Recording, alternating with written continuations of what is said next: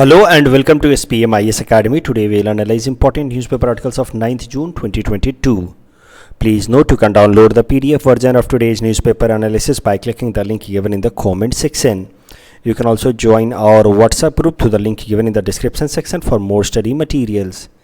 This is the list of the topics that we will be covering from today's newspaper, and the first article is about 25 years of BIMSTEC. And this topic is important from our syllabus GS paper 2 international agencies point of view. तो क्या है BIMSTEC, सबसे पहले ये देखते हैं. BIMSTEC stands for Bay of Bengal initiative for multi sectoral technical and economic cooperation.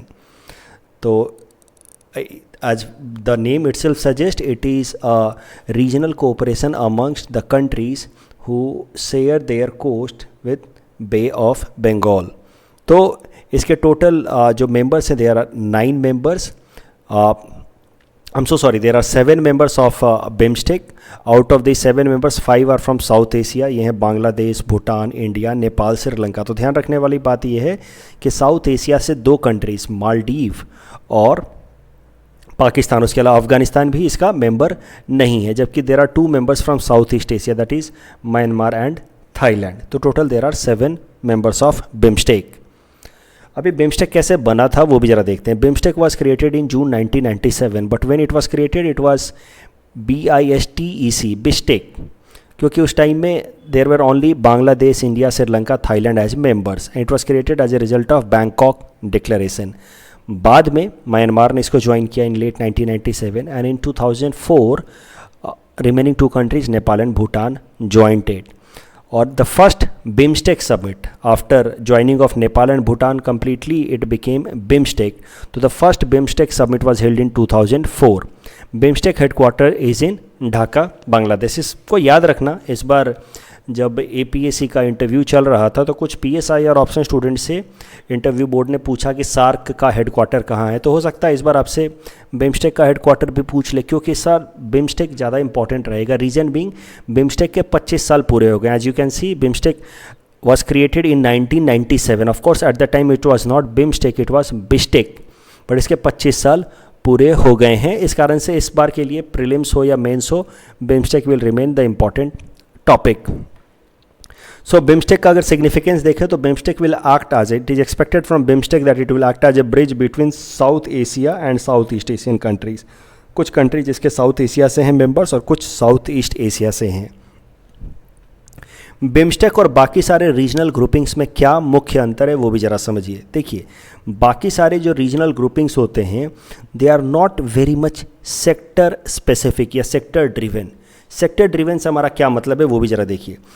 BIMSTEC के अंदर किन किन सेक्टर्स में कंट्रीज आपस में कोऑपरेट करेंगे वो क्लियरली डिफाइंड है, और उसके अलावा किन किन सेक्टर्स पे कौन कौन कंट्री जो है वो लीड लेंगे वो भी डिफाइंड है. For example, Bangladesh will take lead in the field of trade, investment and development. Bhutan will on environment and climate change. तो ये सब याद मत रखिए, बट एटलीस्ट इंडिया के पर्सपेक्टिव से याद रखिए कि India is expected to take lead in the field of security, counter terrorism, transnational crime, disaster management and energy. So this is what makes BIMSTEC a special grouping. It is in the BIMSTEC it is expected कि each and every country will take lead in a particular field. BIMSTEC summits की अगर बात की जाए तो BIMSTEC के अभी तक टोटल 5 समिट हो चुके हैं, लेकिन अब हाल फिलहाल में BIMSTEC के मेंबर्स ने फैसला लिया है कि there will be regular summit, at least 1 summit in 2 years. जो बिम्स्टेक का 5वां समिट था, 5th summit, that was recently held in March 2022 in Sri Lanka. It was held in hybrid fashion. Hybrid fashion means it could be attended both in online as well as offline mode. अगर BIMSTEC का significance India के लिए देखा जाए तो how BIMSTEC is important for India. तो Uri attack के बाद, जो 2016 में उरी अटैक हुआ था कश्मीर के अंदर ऑन इंडियन मिलिट्री बेस, उसके बाद से इंडिया की foreign policy with respect to Pakistan has been very specific, that is to isolate Pakistan. हम नहीं चाहते कि पाकिस्तान के साथ किसी भी तरीके का कोऑर्डिनेशन इंडिया करे और उसके साथ साथ बाकी के साउथ एशियन कंट्रीज भी पाकिस्तान के साथ अपना कोऑर्डिनेशन तोड़ दें. This is known as isolating policy for Pakistan, जो इंडिया ने अडॉप्ट किया है सिंस 2016. और उसी आइसोलेशन पॉलिसी के अंतर्गत इंडिया ने बिम्स्टेक को ज़्यादा सपोर्ट करना या प्रमोट करना शुरू कर दिया है विथ रिस्पेक्ट टू सार्क। तो सार्क को इंडिया ने लगभग अबैंडन कर दिया है। सार्क की कई सालों से समिट भी नहीं हुई है, and specially because India has abandoned it. India does not want to participate in SAARC summit, and India is promoting other cooperation, regional cooperation groupings in South Asia and Southeast Asia which excludes Pakistan। और BIMSTEC ऐसा ही एक regional grouping है। BIMSTEC के अलावा there are other SASEC and all where we want to exclude, जैसे कि BBIN, Bharat, Bangladesh, Bhutan, India, Nepal, इस तरह की ग्रुपिंग्स को इंडिया प्रमोट करने की कोशिश कर रहा है, where Pakistan is not there, and India is trying to build a cooperation amongst South Asian countries excluding Pakistan। इस कॉन्टेक्स्ट में BIMSTEC is important, but BIMSTEC is also facing certain challenges.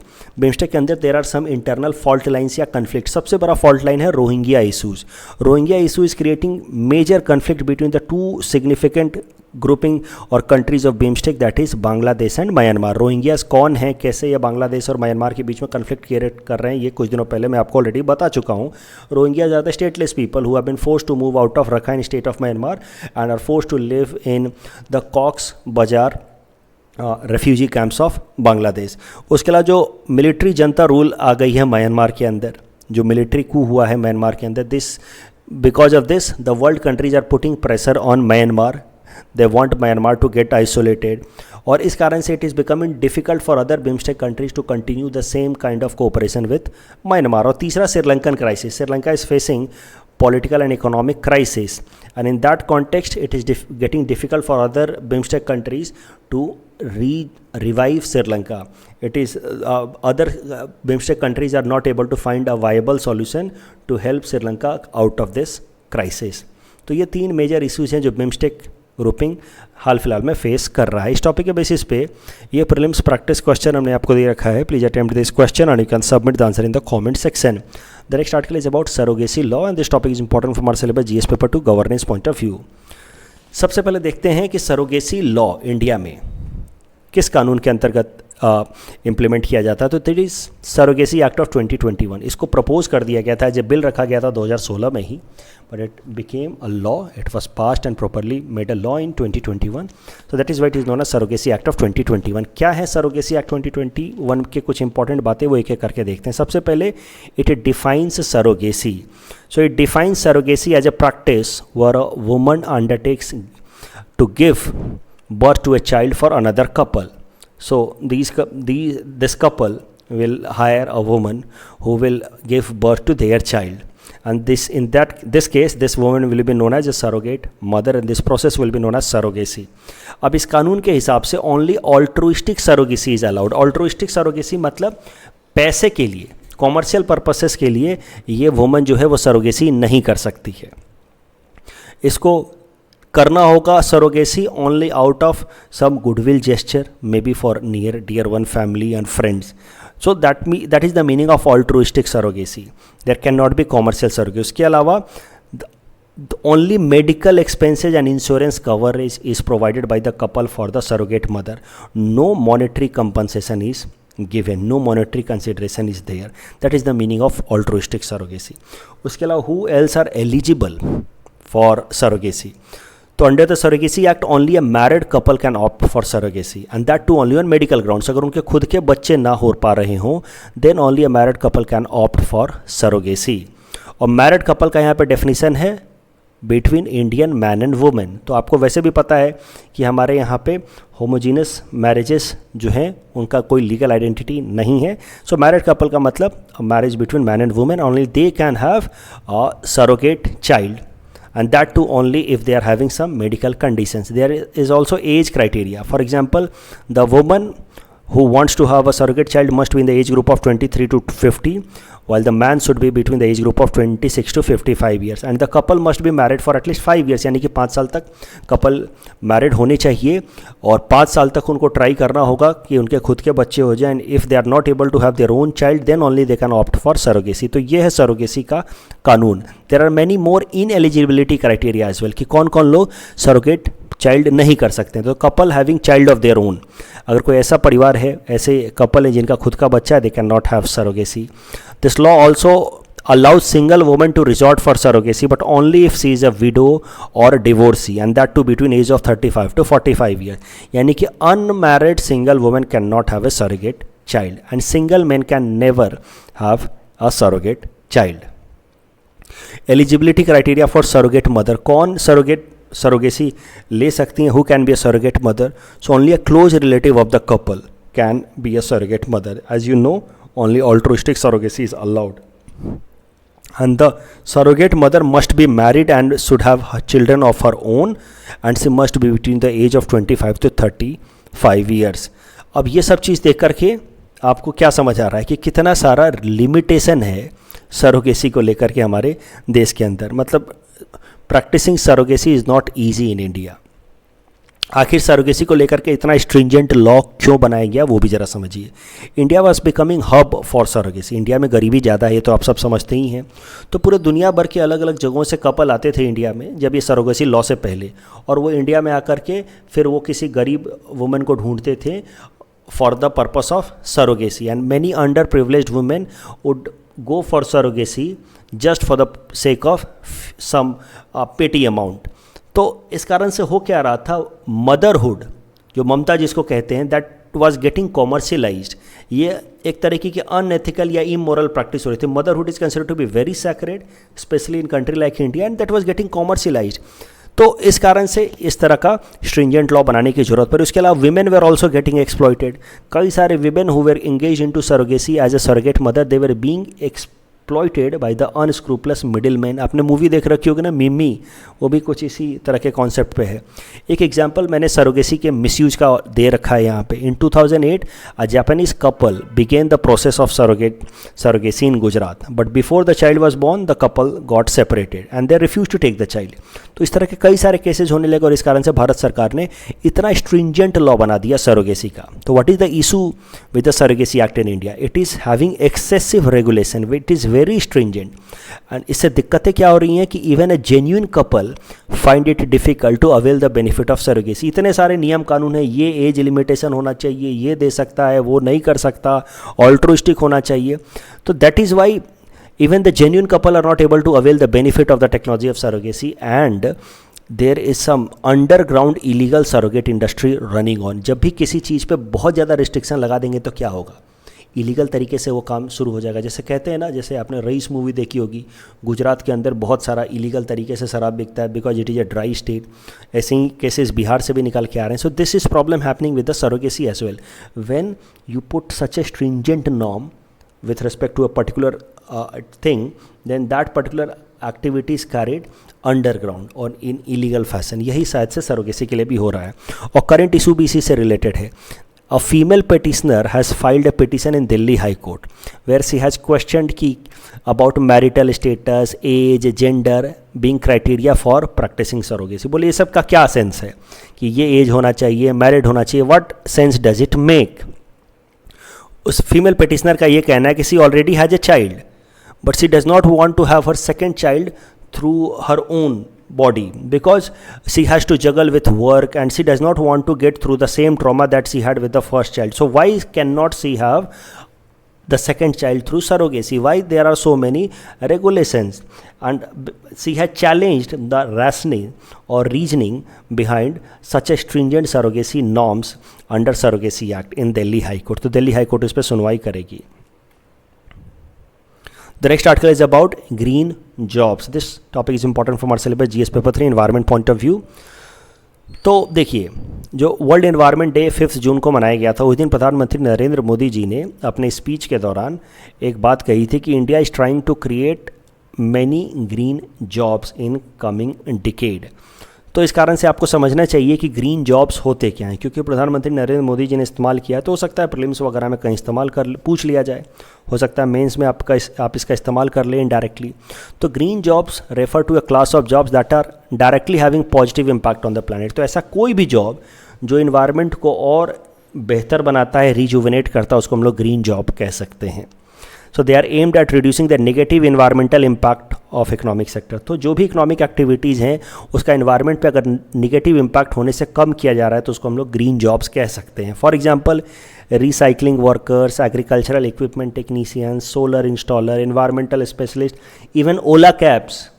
They can be called as green jobs. Reason being कि सब लोग अपनी अपनी personal car को लेकर के चलें, इससे अच्छा आप कार पूल करके चलें. आप जो मास रैपिड ट्रांसपोर्ट सिस्टम जैसे दिल्ली मेट्रो वगैरह इसका इस्तेमाल करें. So they can be called green jobs because they are helping in reducing less emission for mobilisation of equal amount of people. So they can be called as green jobs. Green jobs को promote करने के लिए भारत सरकार ने हाल फिलहाल में steps भी ले रखे हैं. For example, the skill council for green jobs was launched in 2015. ये जो skill council for green job है that is working in line with national skill development mission. तो जिस तरह से नेशनल स्किल डेवलपमेंट मिशन अलग अलग फील्ड में स्किल डेवलप कराता है, लोगों को ट्रेनिंग देता है और उसके बाद उनकी प्लेसमेंट कराने में मदद करता है, वैसे ही skill council for green job भी शुरू किया गया जिसमें ग्रीन फील्ड्स के अंदर लोगों को की स्किल डेवलप की जा रही है. This skill council for green job is being run under ministry of new and renewable energy. इस टॉपिक के बेसिस पे प्रीलिम्स प्रैक्टिस क्वेश्चन हमने आपको दे रखा है. Please attempt this question and you can submit the answer in the comment section. The next article is about repo rate increased by 50 basis points and this topic is important from our syllabus GS paper 3 Indian economy point of view. तो देखिए हाल फिलहाल में RBI ने फिर से repo rate को बढ़ा दिया है. आपको मैंने कुछ दिनों पहले बताया था, आपको ज़रूर याद भी होगा कि RBI ने ऑफ साइकिल मीटिंग करके रेपो रेट को 40 बेसिस पॉइंट बढ़ाया था. तो रेपो रेट को 4 से बढ़ा करके 4.4% कर दिया था. अब RBI की मॉनेटरी पॉलिसी कमेटी रिव्यू में RBI ने रेपो रेट को 50 बेसिस पॉइंट और बढ़ा दिया है. तो अब रेपो रेट जो है वो बढ़ करके हो गया है 4.9%. साथ ही साथ आरबीआई ने जो प्रोजेक्टेड इन्फ्लेशन है उसको भी बढ़ा दिया है for the physical year 2022-23. Now according to RBI's projection, inflation core inflation the retail inflation for the fiscal year 2022-23 is going to be 6.7%. और यही कारण है जो इन्फ्लेशन जो है वो हाइयर साइड में जा रहा है. 6% का जो सीलिंग लिमिट है उसको ब्रीच कर रहा है. I hope you must be knowing कि मॉनेटरी पॉलिसी फ्रेमवर्क अग्रीमेंट के हिसाब से the inflation retail inflation should be will below 6%, but it is going to breach 6% का जो सीलिंग लिमिट है. That is why RBI is consistently increasing the repo rate in order to rein in the inflation. क्या होगा लगातार repo rate बढ़ाने से? देखो एक बात को और ध्यान रखना, रेपो रेट कितना हो गया 4.9%, बैंक रेट इससे 2.25% ज़्यादा eight 5.15%, CRR is at 4.5%, but reverse repo rate has not been changed, it is still at 3.35%. तो कभी कभार स्टूडेंट्स को मैंने देखा है वो रटते हैं कि reverse repo rate is indexed with repo rate and reverse repo rate is 0.25% lesser than repo rate, but that indexing has been broken by RBI in recent time. तो इस बात को ध्यान रखना. और is the impact of change repo rate, तो उससे क्या क्या फ़र्क पड़ेगा? रेपो रेट बढ़ाने से क्या होगा कि बैंक्स या नॉन बैंकिंग फाइनेंस कंपनी का जो लेंडिंग रेट है या MCLR है दैट विल गो अप. तो इससे cost of fund will become higher for the banks. उनको महंगे दामों पे खुद फंड मिलेगा तो आगे लोगों को भी महंगे दामों पे इन लोन देंगे and that will lead to rise in EMIs for the general customers of the banks. तो इससे हो सकता है कि कंजम्पशन या डिमांड कम हो जाए और इससे हो सकता है कि इकोनॉमिक स्लोडाउन कुछ हद तक देखा जा सकता है because of increased repo rate. और बैंक्स में लेकिन एक फ़ायदा और होगा, बैंक जब अपना लेंडिंग रेट बढ़ाएंगे तो बैंक कुछ हद तक डिपॉजिट रेट भी बढ़ा देंगे. तो आने वाले टाइम में बैंक में पैसा जमा करने से हो सकता है कि हमें ज़्यादा इंटरेस्ट मिले. The next article is about use of alcohol and tobacco in Northeast and this topic is important from our syllabus GS paper 5 Assam issues point of view. तो सबसे पहले एक न्यूज़ देखते हैं. देखिए एक नेशनल सर्वे कराया गया and this national survey was released by Dr. B. Borua Cancer Institute. इस नेशनल सर्वे के हिसाब से अल्कोहल और टोबैको का कंजम्पशन नॉर्थ ईस्ट इंडिया में बाकी इंडिया के तुलना में सबसे ज़्यादा होता है. अगर डाटा देखा जाए तो नॉर्थ ईस्ट इंडिया के अंदर ओवरऑल टोबैको कंजम्पशन इज़ 45.7%. मतलब इन वन फॉर्म और the other 45.7% people consume tobacco which is highest. अगर स्मोक्ड टोबैको की बात की जाए तो 15.5% people consume tobacco in the smoked format यानी कि सिगरेट वगैरह के फॉर्मेट में. अल्कोहल में भी यही हिसाब किताब है. North east is having highest prevalence of alcohol consumption 22.3% while national average is only 12%. और अल्कोहल और टोबैको के एक्सट्रीमली हाई कंजम्पशन के कारण ही north east turning into cancer capital. तो कैंसर कैपिटल ऑफ इंडिया बनता जा रहा है नॉर्थ ईस्ट. इसके लिए भी एक रिपोर्ट देखते हैं. As per a report released by Indian council for of medical research, Arunachal Pradesh Papum Pare district and Aizawl in Mizoram recorded highest incidence of new cancer in the country. Overall अगर बात की जाए तो North East has highest cancer cases. It is estimated that the number of cancer cases in North East in 2020 was more than 50,000, among whom 27,000 were male and 22,000 female. उसमें सबसे ज़्यादा ऑस्फेगस cancer के cases निकल के आ रहे हैं, और ऑस्फेगस कैंसर के पीछे मुख्य कारण हो रहा है अल्कोहल या tobacco consumption. And this is why north east is getting a dubious distinction of becoming cancer capital of India. कारण है ये दोनों.